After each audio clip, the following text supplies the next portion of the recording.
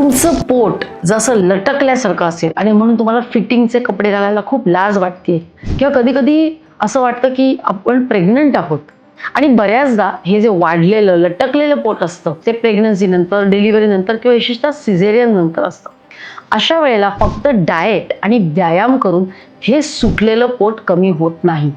अशा वेळेला तुम्हाला पाहिजे लेझर लॅपलायसिस, जे एक non surgical body contouring treatment आहे. म्हणजे ज्याच्यामध्ये कुठल्याही प्रकारची सर्जरी नाही, कुठलं इंजेक्शन नाही, पेन नाही.